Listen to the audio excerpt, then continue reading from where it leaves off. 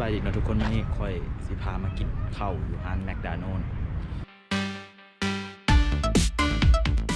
พี่ยังค่อยยังพามาร้านแมคโดนัลด์เพราะว่าค่อยอยากเห็นว่าเดี๋ยวนี้ก็เจ้าเริ่มบ่ใช้คนในการอยู่ในร้านอาหารแล้วเนาะเขาพยายามใช้คอมพิวเตอร์ให้หลายที่สุดเพื่อบ่อยากจ่ายเงินหลายนะประหยัดรายจ่ายร้านอาหารอันนี้เป็นหน้าตาของร้านเนาะสำหรับว้าวเขาก็รับพนักงานเนาะชั่วโมงละ12 เหรียญเขามาสั่งอาหารกันเนาะ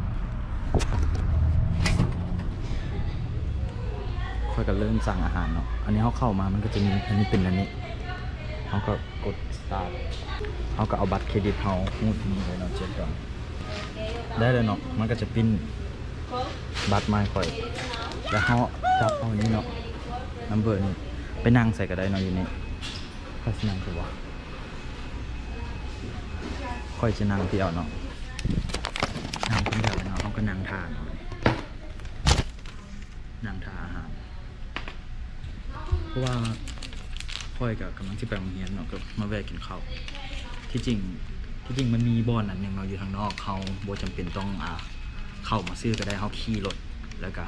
มันมี2 ปองหนึ่งมันเขาก็ซื้อจ่ายเงินแล้วอีกปองหนึ่งเขาก็ไปเอาอาหารได้เลยซึ่งว่าอาหารนี่เขาเอิ้นว่าฟาสต์ฟู้ดเนาะเขาเน้นความไวเนาะแต่ว่าบ่ได้เน้นความแซ่บอย่างแมคโดนัลด์กับอาหารคันเทียบใส่บ้านเขาก็คือแบบคล้ายๆกับข้าวเปียกเฝออย่างนั้นแหละมันจะเน้นความไวแล้วก็กินง่ายอยู่ง่าย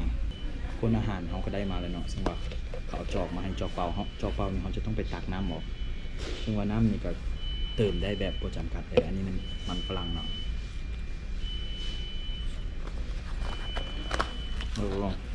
จะมีเบอร์เกอร์ตัวนี้เนาะเบอร์เกอร์กับซีนเมืองบางๆเลยเนาะมันก็ไม่ได้มีอย่างหลายเนาะมีชีสแล้วก็มีมักเล่นอันนึงแล้วก็มีผักแล้วก็มีเจลให้อันนึงเขาจะไปเติมน้ำกันเนาะเอาจบเติมน้ำกันโอเคอันนี้มันบอลเติมน้ำเนาะบอลเติมน้ำ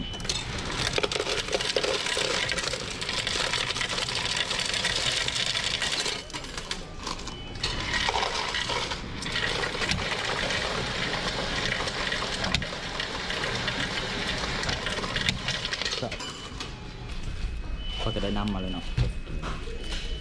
พยายามเลือกโซนที่บ่มีคนหลายบ่อยากรบกวนกับเจ้ารสชาติคือน้ำโคกเลยเนาะโอ้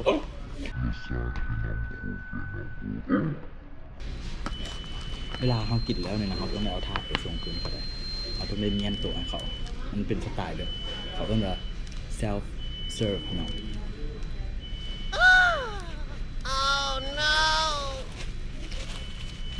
เพราะว่าเขากดแบนออกมันจะดูแบบ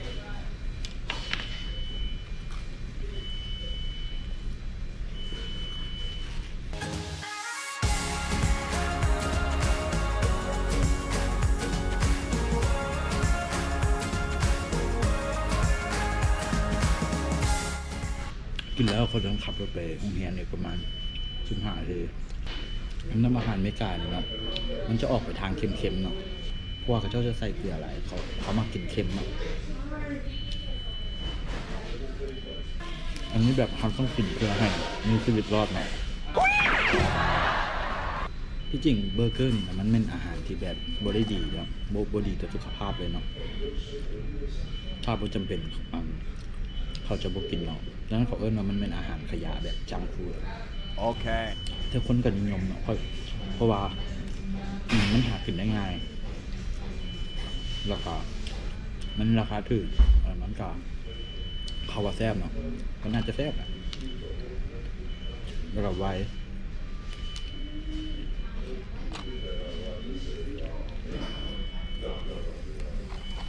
ก็ต้องกินแบบฟ้าวๆเลยเนาะผมว่าฟ้าวๆไปโรงเรียน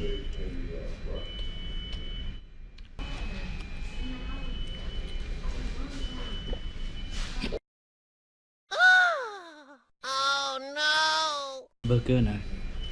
น้ำโคกนะแก๊สโคตรหลายเลยกินเธอตลอดเมื่อคนมันเหลือบอกหลายค่อยกินบนเนาะเพราะว่าค่อยเข้าไปโรงเรียนแล้วค่อยก็บ่อยากกินหลายเนาะเพราะว่ามัน